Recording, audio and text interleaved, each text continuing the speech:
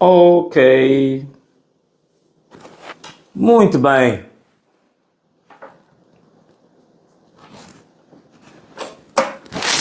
Bom, estamos em direto a partir da página oficial de Venâncio Molhano. Como sempre, eu faço e digo, você que já se conectou ao canal agora, veja se pode passar esta mensagem para 30 pessoas ou 30 grupos que estejam associados a ti. Veja se podes passar essa mensagem. Estou aqui a apreciar a minha pulseira porque recebi aqui uns amigos muito simpáticos, muito amorosos. Produzir uma pulseira que está escrito MOSE, que é Moçambique, VM7, que sou eu, e está escrito Jesus. Então estou muito grato a vocês todos que vieram aqui dar-me este presente de aniversário. Mas ok, indo para aquilo que é o nosso tema hoje, vamos, você que já está ligado agora ao canal, está ligado agora à nossa página de Facebook e ao nosso canal de YouTube, penso que estamos a transmitir em simultâneo, não é, produção? Estamos a transmitir em simultâneo no Facebook e no YouTube e espero que você possa compartilhar esta live com pelo menos 30 pessoas ou com pelo menos 30 grupos. E não sei, produção, já temos pessoas ligadas a nós agora aí? Temos algumas, não é? Então estamos aí mais ou menos com 9.000 pessoas que estão agora em direto e está a crescer um pouco. Sei que estamos muito próximos também de serviços noticiosos, portanto vamos tentar fazer um programa muito breve, né? A partir das 20 horas. A nossa mídia televisiva começa com os serviços de notícias. Bom, muito bem, você está bem, você passou bem. Está a partilhar a live neste momento? Está a partilhar? Ok, perfeito. Não para de partilhar esta live, partilha o link para que mais pessoas possam se juntar e acompanhar esta comunicação de hoje. Muito bem, vamos começar por agradecer a Deus pela nossa vida, pelo fôlego da vida que Ele depositou em nós, pela proteção e pela profecia e aquilo que Ele determinou para Moçambique no futuro. Que Moçambique vai ser uma grande nação e todos nós queremos que, de fato, uma grande luz venha para cobrir este país, esta nação, para que seja uma das maiores do mundo. Amém. Bom, caros amigos, o que é que nós temos hoje?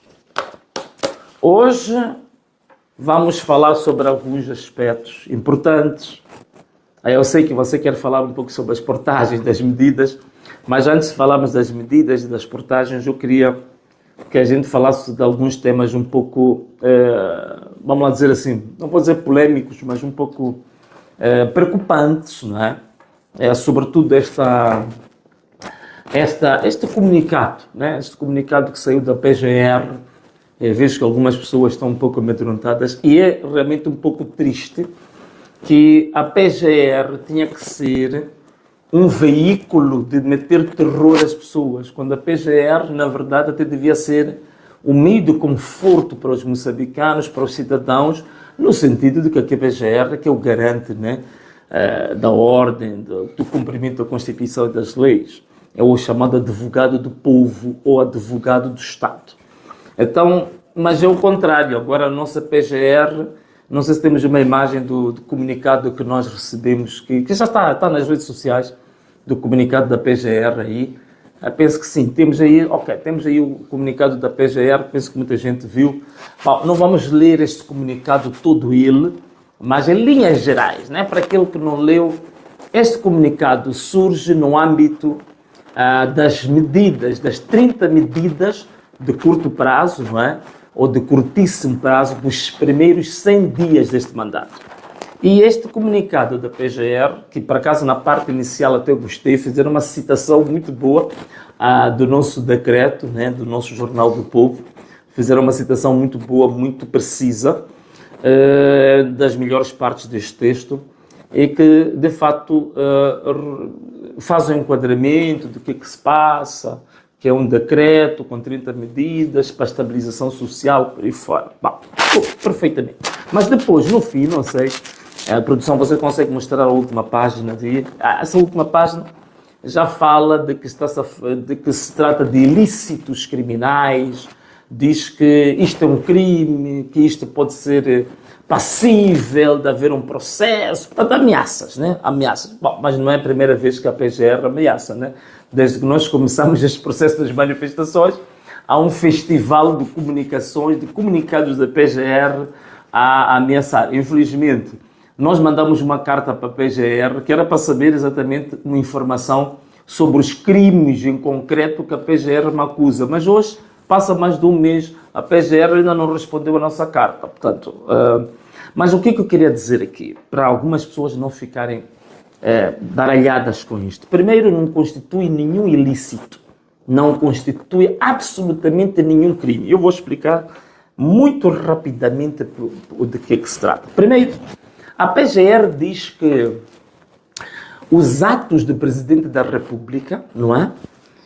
Eles são determinados no artigo 157 da Constituição da República, não é? E que não podem ser feitos da forma como eu fiz. Mas, bom, eu primeiro sinto muito lisonjeado, porque a PGR, na verdade, está a proclamar-me com o estatuto presidencial. É por isso que remete que a gente tem que ir na Constituição da República, no artigo 157, que, na verdade, este artigo mesmo fala da forma dos atos normativos do Presidente da República que assumem a forma de decreto presidencial, é o que nós fizemos, e demais decisões revestem a forma de despacho e são publicadas no Boletim da República. Atenção, fala-se de Boletim da República, portanto, o Presidente da República, os seus atos são publicados em Boletim da República. A minha questão é, nós publicamos no Jornal do Povo, ou o Boletim do Povo, não o Boletim da República. Então, se está no Boletim da República o ato do Presidente da República, nós publicamos no Boletim do Povo, logo não é ilícito. Não é ilícito, significa que não há violação absolutamente nenhuma do artigo 157. E depois fala do artigo 209, que eu não quero descansar aqui, andar a ler muitos artigos, mas aqui fala dos atos do Conselho de Ministros, não é? Então, também, vou dizer, está totalmente desadequado, não tem absolutamente nada a ver com aquilo que nós estamos a fazer. E depois, falar de Gabinfo. Diz que o Gabinfo não tem conhecimento da existência de um jornal chamado Jornal do Povo. Claro que o Gabinfo não tem que ter conhecimento disso, como também não tem conhecimento de uma revista que eu tenho há mais de 10 anos, que é a VM7 Magazine. Como não tem conhecimento de várias revistas, vários blogueiros, vários youtubers, tiktokers, artistas, têm as suas próprias publicações, têm as suas revistas, têm as newsletters. Hoje, com a internet, até a minha própria filha também tem a sua própria revista, né, que ela publica no TikTok. Portanto, não é preciso a Procuradoria perceber um bocadinho como é que enquadra a questão da lei da imprensa aqui. Quer dizer, não é desta forma. Nós estamos a falar de publicações dentro da comunicação digital, ok? Não estamos a falar de publicações em formato de tabloide que vão à rua para ser comercializadas. Não é isso. Estamos a falar da comunicação digital. E isso é livre. Portanto, só em Moçambique, eu próprio já perdi a conta do número de revistas, magazines e jornais eletrónicos que existem. São tantos, né? São aos milhares. Portanto, nem a Procuradoria vai conseguir contar isso. Então, é totalmente desadequado, fora de questão. Portanto, não tenhamos receio disso. Agora, outra questão que eu acho que também, do ponto de vista do conceito, né, do ponto de vista chamado, do ponto de vista doutrinário, há uma coisa que no direito disse que, que não são condenáveis os atos imateriais. Os atos imateriais, quer dizer, daqui a pouco, sonhar também vai ser considerado pela Procuradoria um crime, não é? A imaginação também vai ser considerado um crime. A criação, a inovação vai levar isso à categoria do crime. Portanto, este comunicado da Procuradoria mostra que é demasiado politizado e é triste porque isto mostra, mais uma vez, que estamos a precisar de despartidarizar o nosso próprio Estado. Né? Há demasiado partidarismo dentro das nossas instituições de justiça e dentro das nossas instituições públicas. Portanto, esta é uma questão muito preocupante. Outra que acaba-se aqui falando disso neste comunicado da Procuradoria tem a ver com a questão de eleição Fala-se dos secretários de bairro, não é bem secretários de bairro, a gente não falou dos secretários de bairro, fala da eleição a nível local, não é? Que nós falamos aqui no nosso Jornal do Povo. Bom, é importante que a Procuradoria tenha consciência de uma coisa. A própria Constituição da República, no artigo 4, não é? Vamos lá ver aqui o artigo 4 da Constituição da República. Desculpa, não quero vos cansar muito com isto, mas hoje é muito importante falar disto, porque a Procuradoria está a falar de lei. O artigo 4 diz que em Moçambique é admissível o quê? O pluralismo jurídico. O que isto quer dizer? O Estado reconhece os vários sistemas normativos e de resolução de conflitos que coexistem na sociedade moçambicana na medida em que não contrariam os valores e princípios fundamentais da Constituição. Portanto, o que a Constituição está a dizer é que nós podemos arranjar várias formas de organização que não sejam propriamente aquelas previstas dentro dos sistemas convencionais, desde que isso não contraria a Constituição, não contraria os valores. Quais são os valores? Os valores é o respeito pela democracia, não é? Um dos valores fundamentais é, digamos assim, é o respeito pela democracia, é o respeito pelos valores democráticos, é o respeito pelos direitos humanos. Portanto, isto é extremamente fundamental. Portanto, qualquer organização, qualquer partido, qualquer organização, mesmo não partidária, pode fazer as suas eleições a nível nacional à vontade, desde que isso não seja contrário aos valores democráticos do país. Portanto, não há problema nenhum em se fazer essas eleições, podem-se fazer à vontade, que isso não constitui crime absolutamente nenhum. Bom, outra questão que eu queria falar, só para terminar essa parte que parece um pouco chata. Às vezes, os seguidores não gostam muito dessas questões técnicas, mas hoje eu tinha que falar sobre isso. Outra questão que é extremamente importante, falando um pouco das medidas, das 30 medidas, queria falar de uma coisa extremamente importante. Nós dissemos que as famílias que perderam seus filhos, perderam seus maridos, perderam suas esposas, perderam seus tios, foram assassinados pela UIR, deviam ser indemnizados, uma compensação financeira, indemnização. Isso é constitucional, é constitucional. Portanto, na Constituição da República, o artigo 58, né? Isto eu quero ler para todos vocês, porque dizem que às vezes as nossas medidas são ocasionais, são contra a lei, não é contra a lei, coisa nenhuma. O artigo 58 da Constituição da República diz direito à indemnização e à responsabilidade do Estado. Presta atenção, né? Repara bem para mim. Estou a dizer direito à indemnização e à responsabilidade do Estado. Ok? Ponto número 1. A todos é reconhecido o direito de exigir. Atenção, vou repetir a palavra. A todos é reconhecido o direito de exigir, nos termos da lei, indemnização pelos prejuízos que foram causados pela violação dos seus direitos fundamentais. As pessoas foram assassinadas.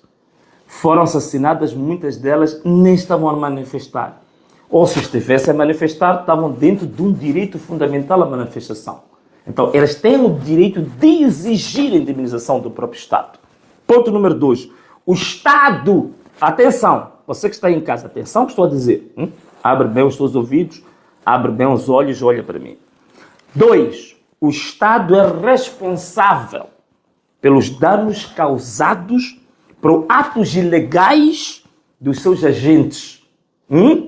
No exercício das suas funções, sem prejuízo do direito de regresso nos termos da lei. Eu vou fechar aqui essa parte das leis, que é um pouco cansativa, mas é só para dizer que a indemnização que nós estamos a pedir é legal. As famílias que ficaram com esposas viúvas, esposos viúvos, crianças órfãs, têm o direito de ter indemnização do Estado. É de lei, é da própria Constituição. Portanto, não estamos a violar nenhuma lei, não estamos a fazer nada que seja de rebelião, que seja criminoso. Ok? Isso é o que eu queria falar por enquanto em relação a isso. Agora, preocupa-me bastante como é que a Procuradoria está muito empenhada com estes atos, porque há um jornal, porque há um decreto, porque estão a anunciar medidas, porque as medidas não podiam ser anunciadas. Mas a própria Procuradoria, até hoje, Foram assassinadas 400 pessoas. Não há nenhum processo contra um agente da UIR. Já se descobriu valas comuns. Há pouco tempo fiz um vídeo aqui, que fui até o cemitério da Lhanguene, onde fomos ver valas comuns que a população já está cansada de ver cadáveres a um ritmo que nunca viram em 30 anos. Portanto, pessoas estão a ser assassinadas nas casas, estão a ser sequestradas nas casas e executadas pela própria polícia para ir às valas comuns. Não há nenhum processo da Procuradoria contra isto tudo. Não há processo da Procuradoria contra excessos da polícia. Ainda hoje, na ponte, Maputo-Catembe, na portagem, dispararam ali para o carro de uma das senhoras da família Pimentel, que é uma família muito conhecida no desporto. Foi lá, a polícia dispara diretamente para um carro, que isto é contra todo tipo de regras. Pois lá, prejudicou a senhora, parece que o carro até começou a arder. Quem vai indemnizar a senhora? Quem vai se responsabilizar por aquilo que fizeram? Nada. Continuam os raptos e sequestros até hoje. Maragra, a população saiu, bloqueou a estrada, mutinou-se, porque houve mais um sequestro na Maragra. E as pessoas estão cansadas de ver os seus filhos a serem sequestrados. Agora é um festival de mortes, de sequestros. Isso virou, parece uma espécie de desporto governamental. E a Procuradoria não abre processo nenhum, não esclarece nada. Passam aí mais de 3 meses que o nosso irmão Elvino Dias foi morto com 25 balas. Até hoje não há nenhum avanço nesse processo. E a Procuradoria está muito empenhada por causa de um jornal do povo. A Procuradoria está muito empenhada porque o Venâncio publicou um decreto que fala de 30 medidas. Eu não publiquei porque o governo, este governo da UIR, comandado pelo Mata e Reza, é que eu já devia ter apresentado as medidas dos 100 dias e não apresentou. Então, alguém tem que fazer isso, alguém tem que ajudá-lo, alguém tem que ajudar o governo, porque já essas medidas, o governo, aquele que tem que governar o país, já devia ter indicado quais são as medidas para os 100 dias. Ele não fez, ainda está a consultar. Portanto, ele não tem ideia clara do que ele quer para o país, nem tem ideia clara de como é que se governa um país. É por isso que não tem nenhuma medida. Então, eu, no exercício dos direitos, agora isto eu tenho que ler para vocês, do exercício daquilo que chama-se dos deveres para a comunidade. Portanto, nós temos o artigo 45, não vou aqui vos cansar muito, já chega de ler a Constituição. Artigo 45 da Constituição da República fala dos deveres que nós temos para a comunidade. E um dos deveres é usar toda a sua capacidade física, intelectual e outras em benefício da comunidade, em privilégio da própria comunidade. É o que eu estou a fazer. Estou a fazer tudo o que estou a fazer exatamente para a estabilização social. Tudo o que estou a fazer exatamente para o crescimento social. O que estou a fazer é para a revitalização da economia nacional, é para a revitalização da atividade dos empresários que foram prejudicados por homens da UIR, da polícia, que andaram a destruir os negócios dos empresários. Portanto, é em benefício da sociedade. O que estou a fazer é exatamente isso. Estou a obedecer um comando constitucional que me obriga, não é uma questão facultativa, me obriga a tudo fazer para o bem-estar do meu povo. É só isso. Agora, fico de fato admirado como é que a Procuradoria, com sequestros, com mortes, valas comuns, assassinatos, prisões arbitrárias, não há processos nenhuns. Não há processos nenhuns contra ninguém. Agora alguém publicou um jornal eletrônico, já estão a fazer um comunicado nacional. Até às vezes dá a impressão que o Procurador tem muito tempo, ou então não tem nada a fazer, não é? Então, quer dizer, é realmente admirável. Agora, eu só para vos dar um exemplo de coisas que estão a acontecer graves.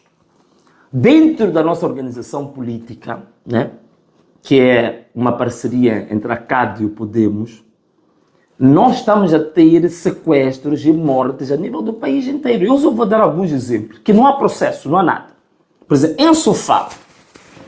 em Sofala, muito recentemente, o nosso companheiro, colega, o Sandis Antônio, foi morto por tiros diretos para agentes da UIR, na localidade de Bandua, distrito de Buse. Não sei se temos aí uma imagem. Portanto, Sandes Antônio, não é? Isto é em Buzi. Foi assassinado pela UIR. Onde é que está o processo? Quem que foi notificado? Qual é o processo que foi aberto? Nenhum. Vamos descer um bocadinho em Inhambane. Em Inhambane, por exemplo, temos o Felizmino Machava. Foi baleado no distrito de Massinga, pela UIR, que era o nosso coordenador para o povoado de Chiunzi, em Inhambane. Povoado de Chiunzi. Nosso irmão, Felizmino Machava, foi baleado. Onde é que está o processo? Não tem. Estou a falar só da nossa organização política. Ainda em Inhambane, temos o Arnaldo Pascoal, também vítima de baleamento da própria UIR, que era o nosso coordenador do povoado muito conhecido de Mangungumete, né? Distrito de Inhassoro, né? Este caso foi muito conhecido. Ele, para além, digamos, do nosso coordenador para este povoado, ele também era trabalhador em Vilanculos, né? Ele em Vilanculos. Temos também o Horácio, ainda em Inhambane, também, que foi assassinado, que era membro da nossa Liga da Juventude em Mangungumete também. Ok? Temos também aqui essa imagem, penso que é da Luísa Maungane, né? Que está a sofrer grande perseguição neste momento. É uma trabalhadora doméstica que é presidente da Liga no distrito de Inhassoro, está sendo perseguida, está vivendo no mato, teve que sair da cidade, anda todos os dias a dormir no mato. É esta a realidade. Não há processos, a Procuradoria não está preocupada com isto. Em Niassa, na terra que me viu nascer, temos o Francisco Bernardo, que ele foi, digamos, foi também baleado durante essas manifestações e até hoje nós não temos nenhum processo. Este jovem era um agente de M-Pesa em Niassa. Cabo Delgado, por exemplo, temos o Martinho Lino, que está desaparecido há 20 dias.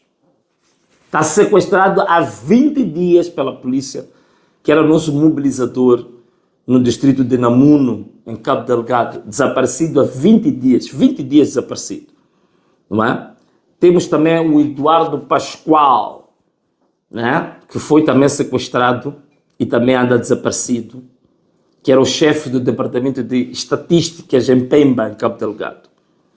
Temos também o Abdul Bakar, né? Abdul Bakar, que foi brutalmente assassinado. Não, aquela imagem é do Arlindo Chissal, não é? Arlindo Chissal, tanto Abdul Bakar, foi brutalmente assassinado pela polícia e que era nosso mobilizador de Montepuez, não é?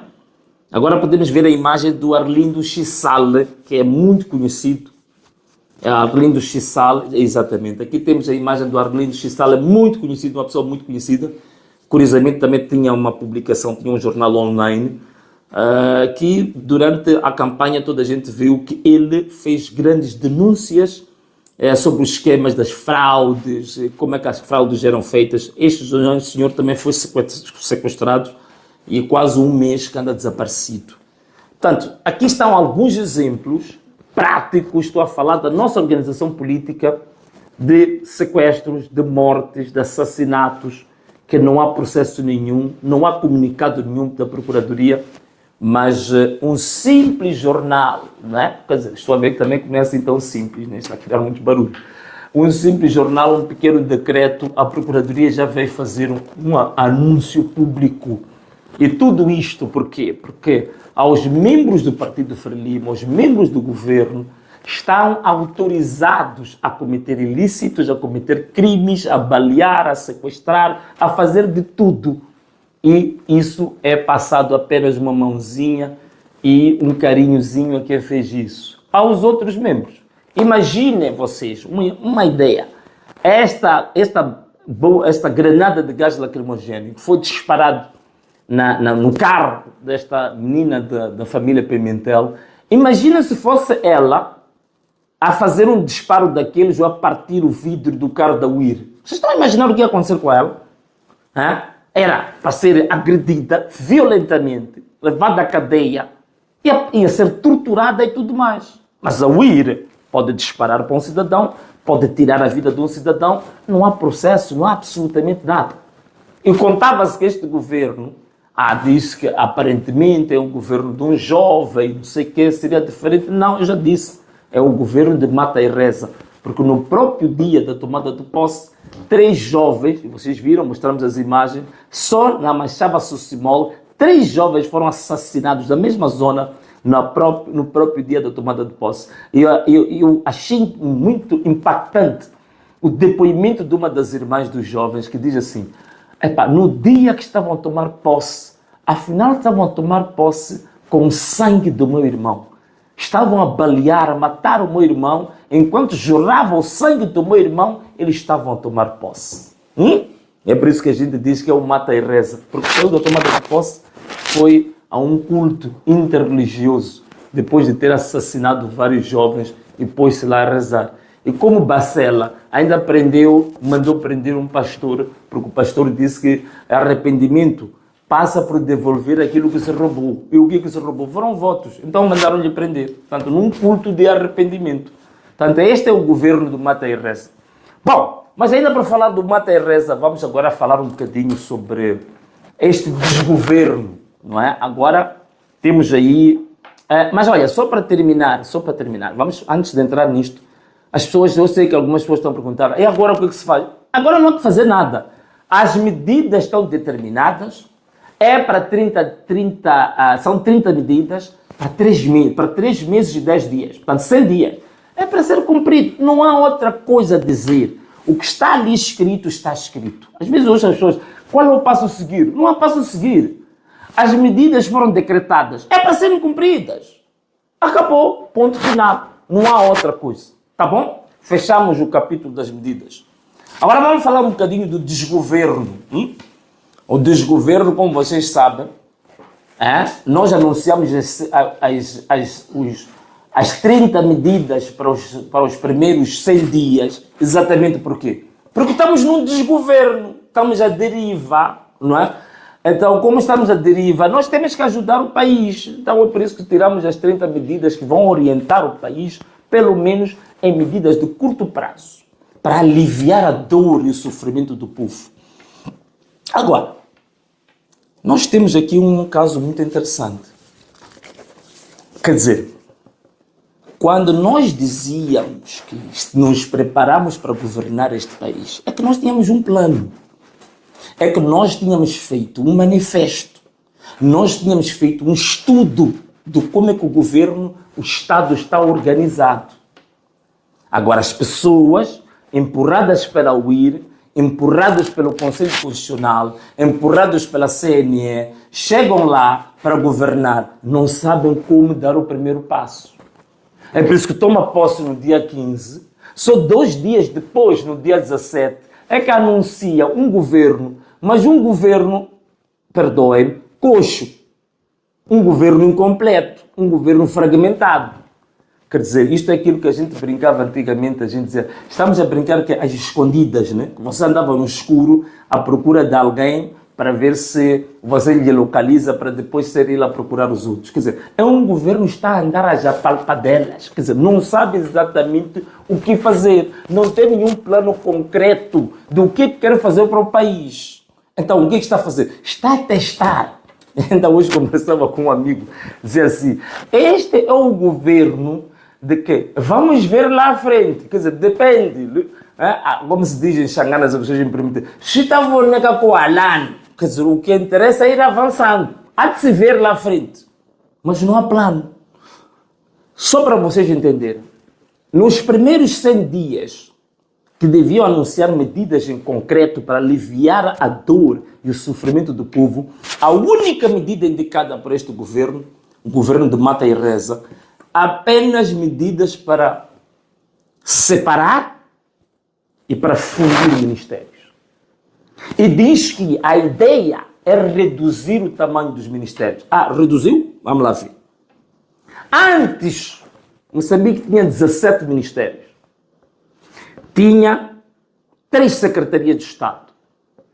Então, Moçambique tinha, na verdade, 20 titulares. Hoje, depois de fundir e separar ministérios, tanto os ministros que já tomaram posse e os ministérios que ainda estão para indicar ministros, se nós juntarmos todos eles, dão 19. Então, há mais ministérios agora do que antes. Quer dizer, está pior que o governo do Nussi, do grande mestre dos memes. Então, este governo de Mata e Reza suplantou o governo dos memes, pelo menos em número de ministérios. Diz que quer reduzir, mas aumentou. E depois, mais grave, diz que retirou vice-ministros, mas não sabe exatamente o que vai fazer com as competências que eram dos vice-ministros. Porque ainda não vi a proposta. Vai montar o que nos ministérios? Secretários gerais? Vai montar o quê? Porque aquelas competências dos ministros devem ser reconfiguradas para um cargo técnico. Qual é que é esse cargo técnico que vai assumir as funções cotidianas do ministério? Não sabe.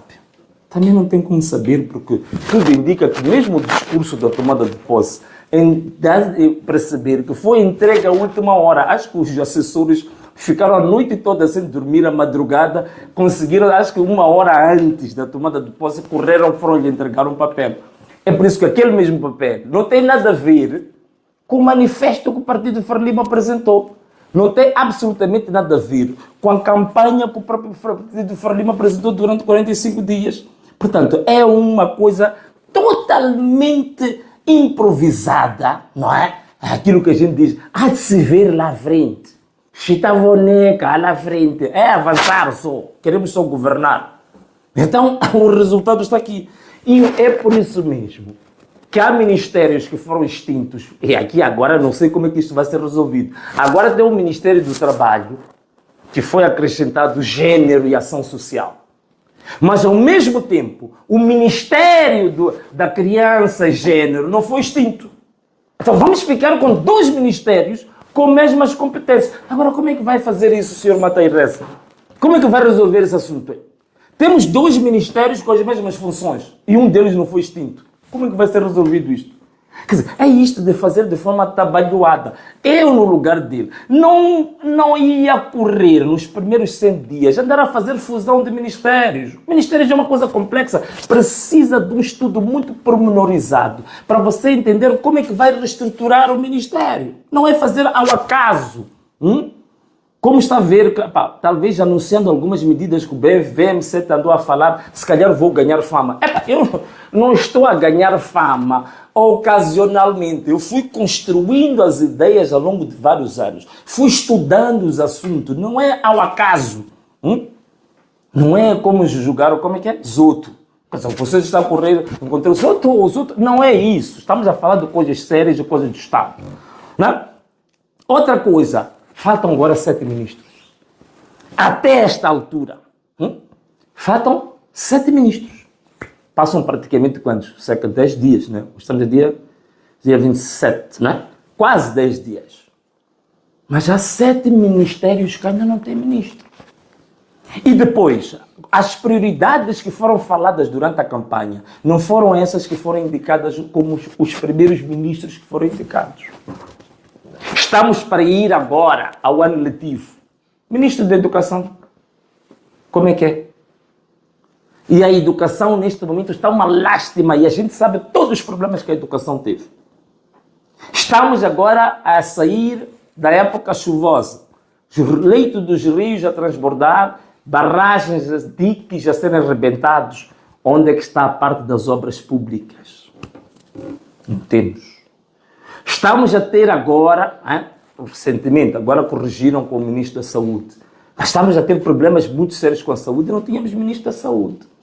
Ainda faltam 7 ministérios. O que está a acontecer é que não há ideias de como é que se governa. Nem sequer tinha ideia de com quem vai governar, porque um governo não é feito no dia da tomada de posse. O governo é constituído antes. Você já tem que saber quais são os ministros que você vai contar com ele. Não é tomar posse Depois começaram a olhar à esquerda e à direita, dizer, onde é que está o João? Onde está o Francisco? E começaram a arranjar, como de repente arranjaram o ministro da Economia. Veja, uma área tão séria, vão buscar um jovem da OJM, que a única coisa que aprendeu na vida dele é só dizer viva, viva, viva, e mais nada. Agora vai tomar conta da economia do país.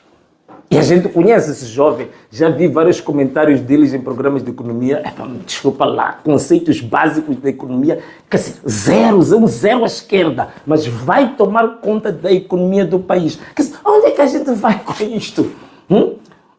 Até alguém dizia, Venâncio, talvez foi bom que tu não tomaste posse como presidente do país, que é para as pessoas que insistem que o Mata Reza fique como presidente, terem a clara noção da tragédia que ele vai criar no país. Então, quando as pessoas começarem a ver o quão trágico, o precipício, a cova onde o país está a ir, aí vão dar razão, vão dizer que, de fato, cometeu-se um erro muito grave. E realmente estamos a ir para a tragédia. Estamos a ir para a tragédia. Quer dizer, o ministro da Economia, com conceitos básicos de economia, sem experiência nenhuma da vida, nem profissional, nem como empresário, nem como estudante, nem como analista, quer dizer, uma nulidade. Hoje vai tratar da economia do país? Como é que é possível isto? Estamos a brincar, quer dizer, isto é um jogo de berlindes ou quê? Quer dizer, você jogou berlindes com alguém lá na criançada, agora chega aqui, entrega uma área séria do país ao teu colega do jogo de berlindes? Não vamos brincar com a nação desta maneira. Então, esta é que é, infelizmente, a desgraça e o desgoverno que está sendo constituído. Que ainda não tem plano para os primeiros 100 dias, não sabe exatamente quais são as prioridades a dar ao país, as áreas críticas do país, neste momento, ainda não tem ministros, tudo é feito ao acaso, é tudo ao calha, é como aquilo que se jogávamos antigamente. Como é que chamavam? Banda era o número, né? A gente pegava a cara ou coroa, pegávamos a moeda, atirávamos para cima e fechávamos com a mão, dizia cara ou coroa. Então você dizia coroa, se calhasse. Então, o governo está sendo construído como se lançam as sortes, como um jogo de cartas, um jogo de berlindes. Esta aqui é a grande questão. Mas ainda havemos de ver mais, mas já começa mostrando que é uma tragédia completa. E ainda mais grave, é um governo que está a começar agora a desrespeitar. Uma das coisas que a gente disse, uma das primeiras medidas que tem que acontecer é parar com todo tipo de violência no país. É parar com os sequestros, é parar de uma vez por todas. Mas não se para com os sequestros. Continua-se a perseguir a oposição, continua-se a perseguir, usar a própria procuradoria para perseguir a oposição e a massa crítica. E aqueles que deviam ter processo estão aí à vontade. Está aí o Bernardino Rafael. Mandou assassinar mais de 400 pessoas. Mas está aí a dar conferências de imprensa, numa boa, a dizer umas bobagens aí para a imprensa. Está aí a andar numa boa. Não há processo, não há nada, não há nenhuma responsabilização. Quer dizer, é este tipo de sociedade que a gente quer. Para onde é que a gente vai mesmo com isto? Para onde é que a gente vai? Ouvi aí o próprio presidente a dizer que quer converter o Conselho Constitucional em Tribunal Constitucional. Bom, eu já apresentei essa ideia, sei que ele está a copiar, mas está a copiar mal. Porque não é função do Presidente da República vir fazer esse tipo de afirmação. Porque a conversão do Conselho Constitucional em Tribunal Constitucional, isso é uma tarefa do Poder Legislativo. É o Parlamento que faz isso. Então significa que este mesmo Presidente, o Mata Reza, ele vai privilegiar a partidarização do Estado. É por isso que está a assumir responsabilidades no Partido Frelimo. E ao mesmo tempo quer continuar como Presidente da República. E isso é contra a Constituição da República. Porque o Presidente da República não pode ter funções privadas. Muito menos, eticamente, num partido. Não pode fazer isso. Então, é esta a ideia que vamos ter. Vamos continuar a ter um sistema presidencialista. Vamos continuar a ter um sistema muito partidarizado, vamos continuar a ter um sistema em que o poder executivo está acima do poder judicial e do poder legislativo. Portanto, não vamos ter nada de diferente.